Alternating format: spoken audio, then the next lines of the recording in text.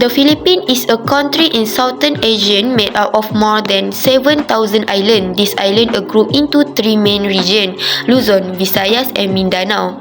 Its location is very important because it is near major sea road which help with trade and business with other countries.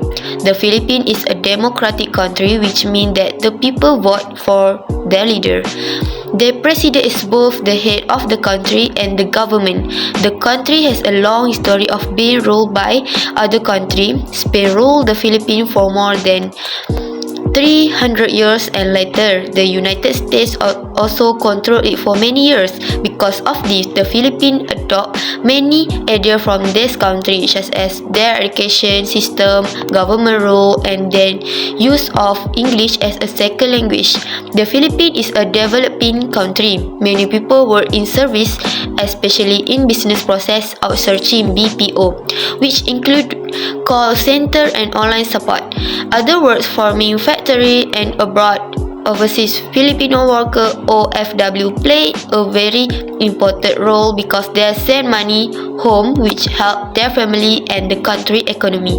Even though the Philippines has a many young and hardworking people, the country still face challenge. Some of these problems include poverty, income, and not enough road building.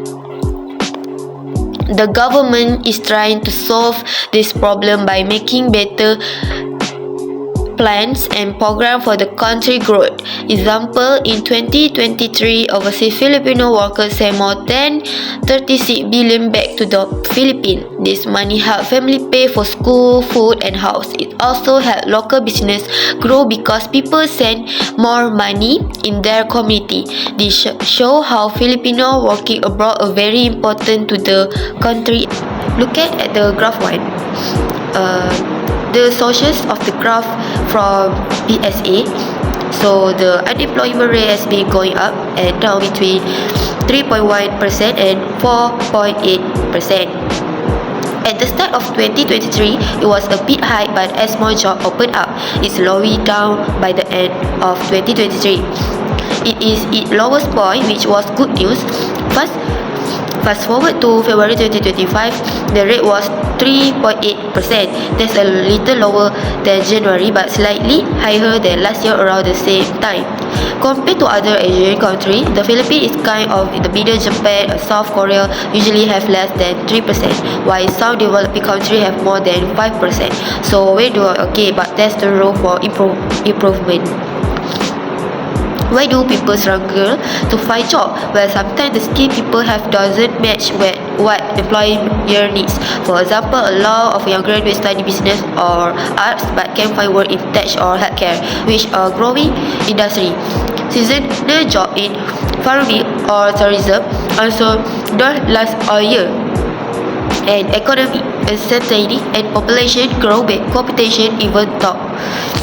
Overall, things are improving, but we still need to work on matching skills with jobs and creating more opportunities. Objective of this study is to identify the main type of unemployment in the Philippines, analyze the effect of unemployment on individual and the economy, examine the role of fiscal and monetary policy in reducing unemployment, and propose practical recommendations to promote sustainable employment and economic growth.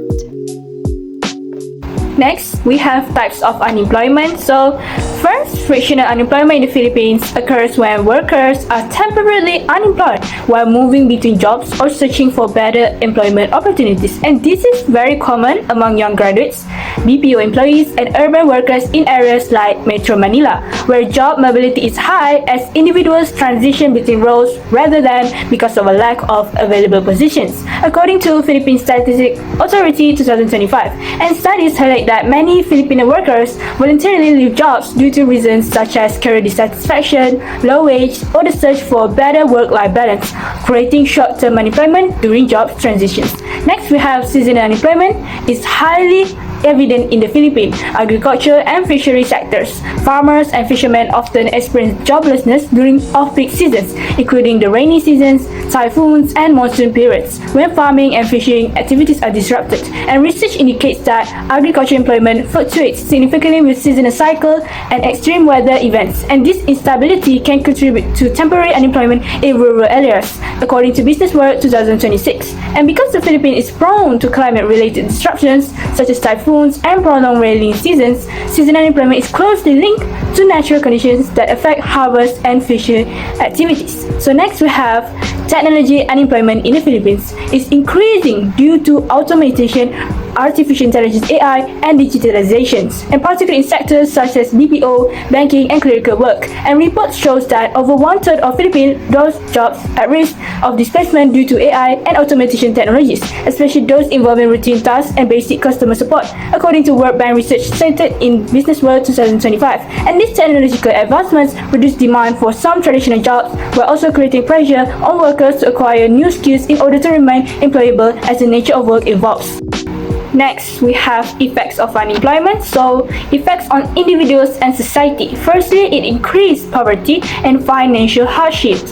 When unemployment in the Philippines directly increased poverty levels because individuals without jobs have no stable income to meet basic needs such as food, housing, and education. And many unemployment entrepreneurs relies on informal work or family support, which is often insufficient. And this situation reflects a change in the social structure, where more households shift into low income and vulnerable groups. Highly unemployment has also contributed to rising self-rated poverty among Filipino families, especially in Mindanao and rural areas, according to Philippine Statistics Authority 2024. And as a result, unemployment households are more vulnerable to hunger, debt, and poor living conditions.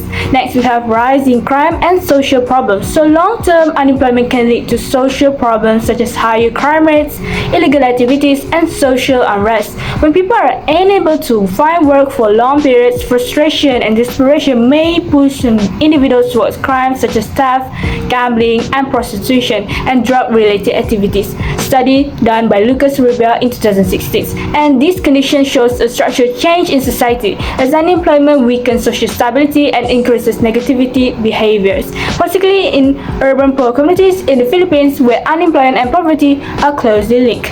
Next, we have effects on the economy and the country. It lowers economic growth and lower government revenue. So high unemployment slows down economic growth because fewer people are producing goods and services, and this creates a gap between potential output and actual output, reducing national income and indicating a change in the economic structure of the country. In the Philippines, unemployment lowers government revenue since few people pay income taxes while government spending on social assistance increases, according to World Bank 2022. And this situation limits the country's abilities to invest in development projects, education, and healthcare, further slowing down economic progress. And that is all effects of unemployment. And today I would like to explain about public policies that are being used in Philippines to overcome the unemployment issue in the Philippines. There are two types of public policies that are being used in the Philippines, which is expansionary fiscal policy and expansionary monetary policy. First, we will look at expansionary fiscal policy, which is we have to increase government expenditure and decrease taxes.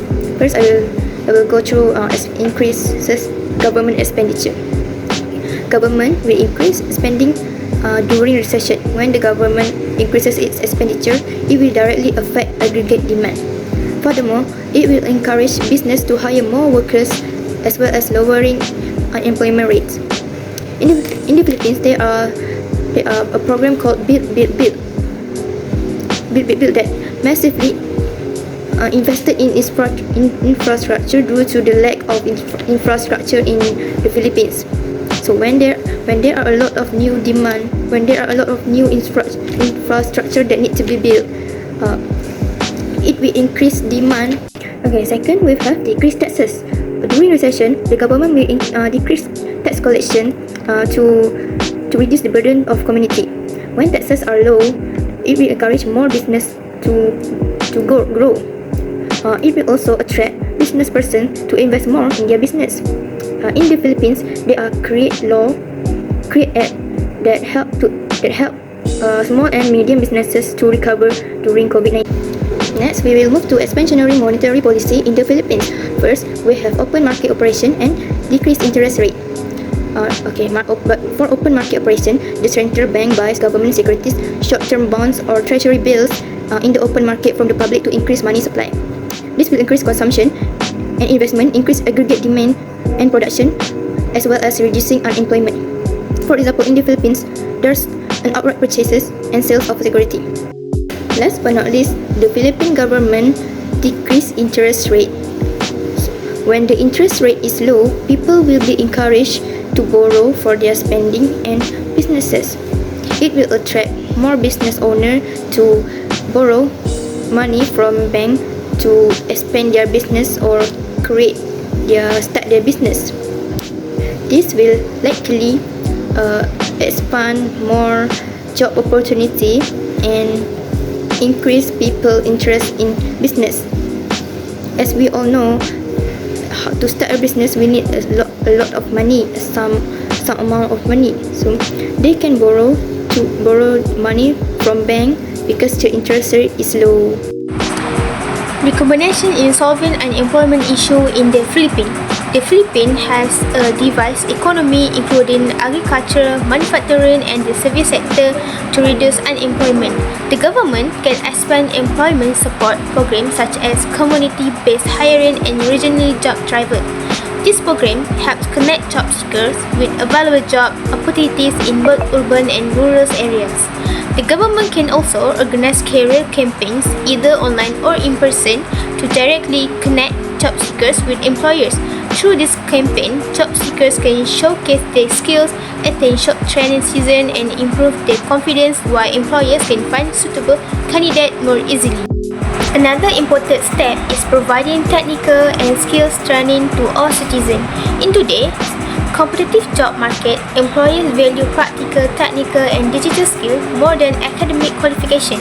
Skill training helps young people and job seekers become more employable and adapt to changes in technology and industry.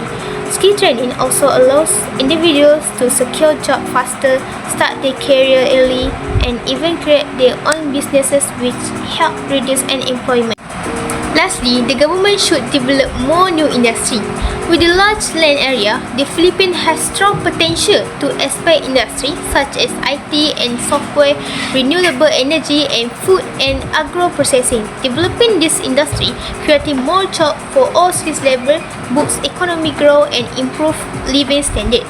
In conclusion, by strengthening employment programs, promoting skills training and developing new industry, the government can effectively reduce unemployment and support sustainable economic growth in the Philippines.